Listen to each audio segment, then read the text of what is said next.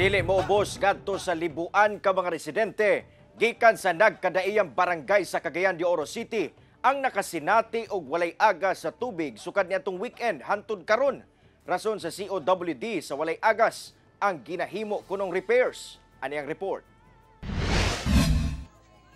Sayo sa buntag adlong Lunes, iyahay na sa paglinya mga residente sa Zone 10 Zayas, Barangay Carmen sa Cagayan de Oro City aron makapahimulos sa libreng tubig nga gipang-apod-apod sa lokal nga kagamhanan. Bit-bit nila ang ilang mga drum ug uban pang plastic containers nga mo'y butangan sa tubig. Sigon sa mga residente, hilabihang perwisyo ang ilang nasinatian, sanglit sukad pa niadtong Sabado, wala nay agas sa ilang lugar. Hantod karong adlaw nga Lunes, wala gyapon miagas ang tubig. Lisod kayo, mas maayo tong walay kuryente. Ang tubig ang pinaka-importante kay ang cake daghan na kayo sa banyo. Ay na, nagkaguliyang na. Kay wa nay ikakuan ang tubig. Lisod kayo tubig. Lisod din kayo sir kung walay tubig. Wala di kakapanghinlo ang CR, ang labunon, ang mga estudyante wala na uniform kay wala na labi kay wala na gyud, wala na tubig. Gawas sa Barangay Carmen, daghang barangay sabang naapektuhan sama na lang sa Barangay Pagatpat, Ipunan, Kanituan, Patag, Bulwa, Bonbon, Kauswagan, Bayabas, Aper Makasandig, Lapasan, Gusa, porsyon sa Barangay Lumbia ug lungsod sa Upol, Misamis Oriental. Matod sa Cagayan de Oro City Water District, subay sa ilang mga abiso nga gipagawa silang social media page, kini gumikan sa ginahimong relocation sa ilang supplier sa mga valve tungod sa flood control project sa DPWH.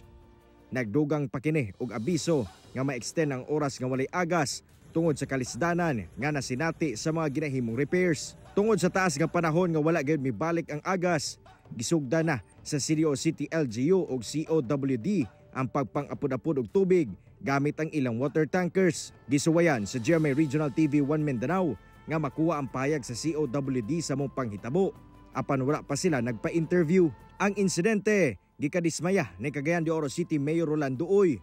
Matod niya, wala kuno nagpahibalo ang COWD ngadto kaniya nga major operation ang himuon nga makaapekto sa daghang residente sa syudad. Tungod niini, nagbugnaw og technical working group ang LGU aron makakab-ot og solusyon sa problema sa tubig sa syudad. Kung unsay makab-ot sa atong gihimo sa executive order o sa technical working group, ang anong dili aron masulbad ning maong panubig. Kay kung tan-awon pud usab sa maong kontrata nga disadvantage o makadaot o walay tabang sa mga katawhan nga maoy ang katawhan nga maapektuhan sa maong kontrata, akong ikansila. Kay kanunay tao ang akong labanan. Kauban si Makoy Sempron sa kamera. Ako si Cyril Chavez para sa One Mindanao.